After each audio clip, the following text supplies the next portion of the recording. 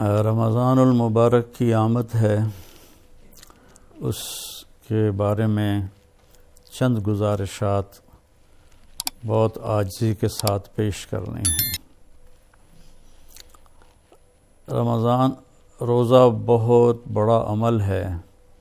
اللہ تعالیٰ نے فرمایا کہ روزے کا بدلہ میں خود ہوں، اور ایک جگہ فرمایا کہ میرے نبی نے کہ کوئی جانتا ہی نہیں ہے کہ روزے کا ثواب اللہ نے کیا رکھا ہے۔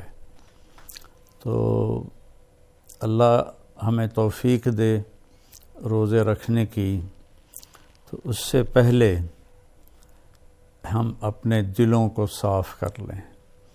کسی کی نفرت ہے اس کو صاف کر دیں، بغض ہے، حسد ہے، کینہ ہے۔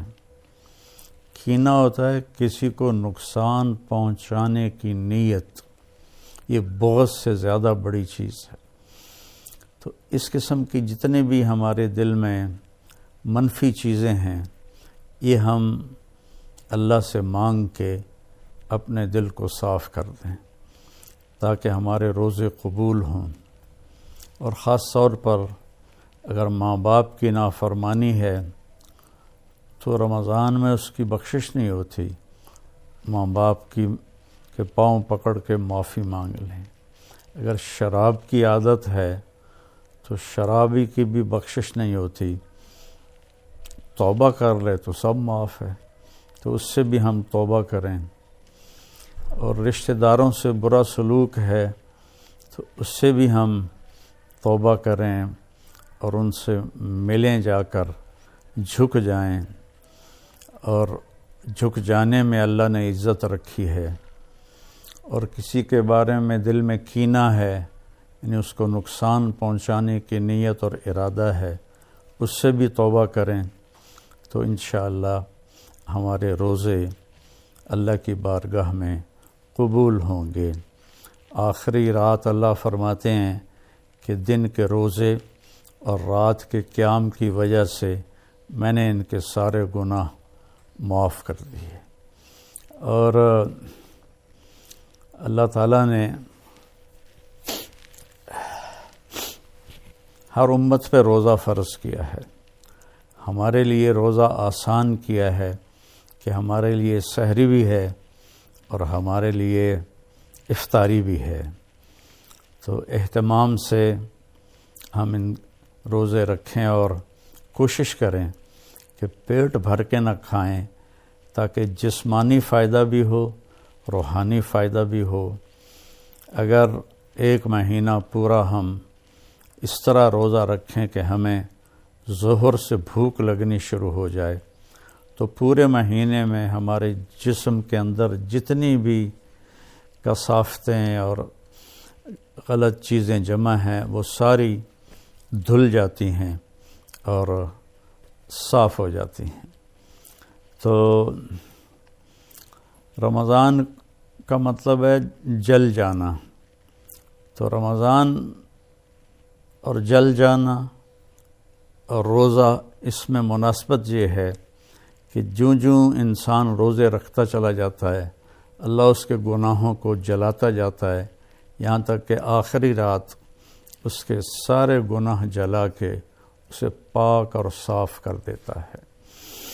تو ہم اپنے دلوں کو صاف کر کے لڑے ہوئے سے صلح کر لیں، معاف کر دیں۔ چند دن کی دنیا ہے، لڑائی جھگڑے کا موقع ہی کہاں ہے۔ چند صبحیں ہیں، چند شامیں ہیں، بہت سی بیت گئیں، تھوڑی باقی ہیں۔ بہادر شاہ ظفر رحمۃ اللہ علیہ کا شعر ہے، ان حسرتوں سے کہہ دو کہیں اور جا بسیں، اتنی جگہ کہاں ہے دل داغدار میں۔ تو دل داغدار میں اللہ کی محبت اور اللہ کے رسول کی محبت اور اللہ کے بندوں سے محبت اپنائیں تاکہ ہمارا ہر عمل قبول ہو اور اللہ تعالی ہم سے راضی ہو۔ اور دوسری بات یہ ہے مالدار حضرات کے لیے کہ زکوٰۃ کا تو ضرور اہتمام فرمائیں۔ بہت غربت ہے، اور بہت مہنگائی ہے، ہمارے گناہوں کی سزا ہے کہ مہنگائی کا عذاب ہے ہمارے اوپر. جو اللہ ہی ٹالے تو ٹالے، تو ہم سب اللہ کی بارگاہ میں توبہ کریں اور کھل کے مال خرچ کریں، زکوٰۃ بھی دیں، زکوٰۃ سے بڑھ کر بھی دیں، اور ڈھونڈ ڈھونڈ کر خاص طور پر ان لوگوں کو جو سوال نہیں کرتے اور گھر میں فاقہ ہے، انہیں تلاش کر کر کے ہم اپنا مال خرچ کریں کہ جو ہم نے خرچ کر دیا وہ ہمارا ہو گیا، جو ہم نے بچا کے جمع کر لیا وہ مرتے ہی پرایا ہو گیا، پتہ نہیں اولاد کا ہے یا کس کا ہے.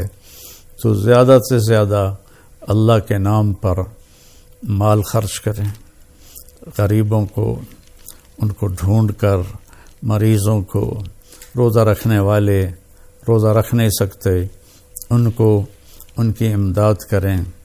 تو اللہ تعالیٰ آپ کے اس مال کو جہنم سے بچاؤ کا ذریعہ بنائے گا.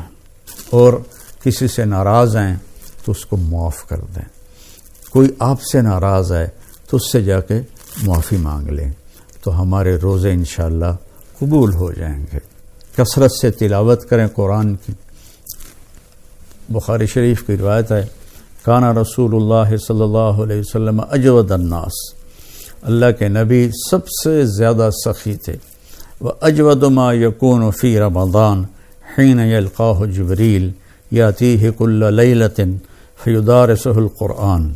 اور رمضان میں آپ بہت زیادہ سخی ہو جاتے تھے. جب جبریل آتے تھے روزانہ رات کو آپ جبریل کے ساتھ قرآن کا دور فرماتے تھے. تو یہ واحد نبی ہیں جن کے پاس اتنی کثرت سے جبریل تشریف لائے، ہر رات تشریف لاتے تھے. میرے نبی کو 9 رمضان ملے تو ہر رات کو، اور آخری رمضان میں 2 دفعہ آتے تھے. 2 دفعہ قرآن کا دور ہوا آپ کا جبریل کے ساتھ. اور فرمایا ولا رسول اللہ صلی اللہ علیہ وسلم اجود بالخیر من رمضان من الریح المرسلہ، کہ اللہ کے نبی رمضان میں جبریل کے ملنے پر تیز ہوا سے بھی زیادہ آپ کی سخاوت ہوتی تھی.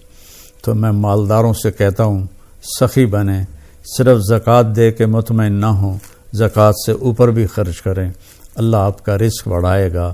اللہ مجھے آپ کو توفیق نصیب فرمائے. السلام علیکم ورحمۃ اللہ وبرکاتہ.